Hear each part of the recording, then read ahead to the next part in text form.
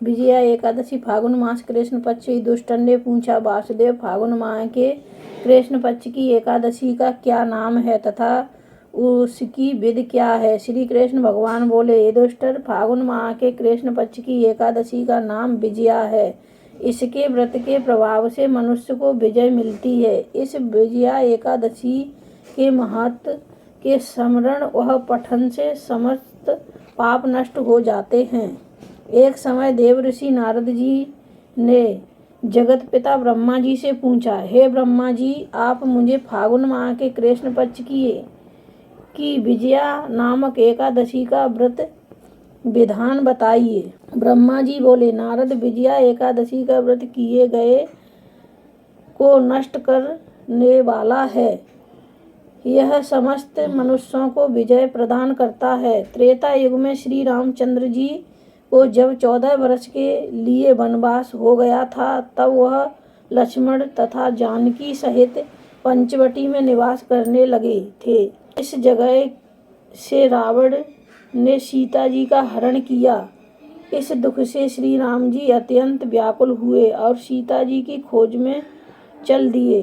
घूमते घूमते उन जटायु मिले, जिनकी आयु समाप्त हो चुकी थी। कुछ आगे चलकर इनकी सुग्रीव के साथ मित्रता हो गई और इन्होंने बाली का वध किया। हनुमान जी ने लंका जाकर सीता जी का पता लगाया। वहां से लौटकर हनुमान जी श्री रामचंद्र जी के पास गए और उन्होंने सब समाचार श्री रामचंद्र जी से कहा। श्री रामचंद्र जी ने सुग्रीव की अनुमति लेकर वानरों भालुओं की सेना सहित लंका को प्रस्थान किया। श्री रामचंद्र जी जब समुद्र के किनारे पहुंच गए, तब उन्होंने अत्यंत अगाध और भयंकर मगरमच्छ से युक्त समुद्र को देखकर लक्ष्मण जी से कहा, लक्ष्मण, इस समुद्र को हम किस प्रकार पार करेंगे? लक्ष्मण बोले, महाराज जी, यहाँ से करीब आधा योजन की दूरी द्वीप पर बकलग नामक के मुनि रहते हैं। आप उनके पास जाकर इसका उपाय पूछिए। लक्ष्मण के वचनों को सुनकर श्री राम जी बकदालव्य ऋषि के पास गए। मुनि ने उनसे पूछा, श्री राम, आपका आगमन यहाँ कैसे हुआ? श्री राम बोले, महर्षि, मैं अपनी सेना सहित यहाँ आया हूँ और राक्षसों को जीतने लंका जा रहा हूँ। आप कृपा कर समुद्र पार करने का कोई उपाय बताइए। बकदालव्य ऋषि बोले, श्री राम, मैं आपको एक उत्तम व्रत बताता हूँ। फागुन माह के कृष्ण पक्ष की विजया एकादशी का व्रत करने से तुम समुद्र से अवश्य ही पार हो जाओगे और तुम्हारी विजय होगी। राजन, इस व्रत की विधि यह है कि दशमी के दिन स्वर्ण, चांदी, तांबा या मिट्टी किसी का एक घड़ा बनाएं।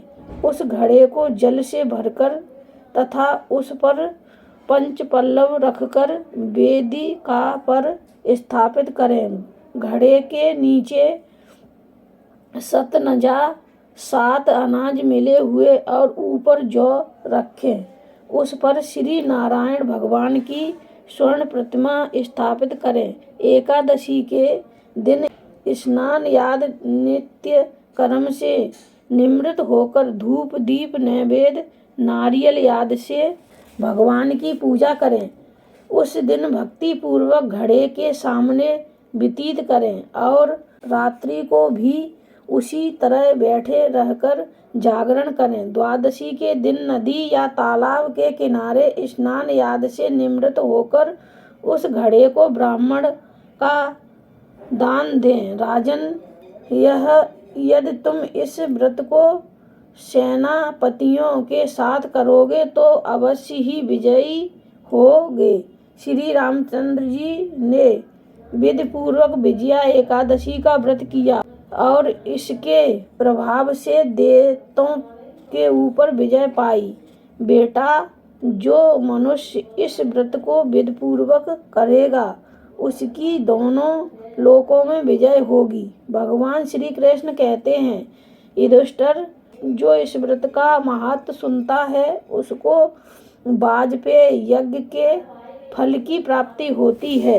कथा सार, विष्णु भगवान का किसी भी रूप में पूजन मानव मात्र की समस्त मनोकामनाएं पूर्ण करता है। भगवान राम हालांकि स्वयं विष्णु के अवतार थे, अपनी लीलाओं के चलते प्राणियों को सद्मार्ग दिखाने के लिए उन्होंने विष्णु भगवान के निमित्त इस व्रत को किया। विजय की इच्छा रखने वाला कोई भी मनुष्य इस व्रत को करके अनंत फल का भागी बनता है। विजया एकादशी का व्रत प्राणी मात्र को हर क्षेत्र में विजय श्री प्रदान करता है। बोलो एकादशी मैया की जय, बोल विष्णु भगवान की जय।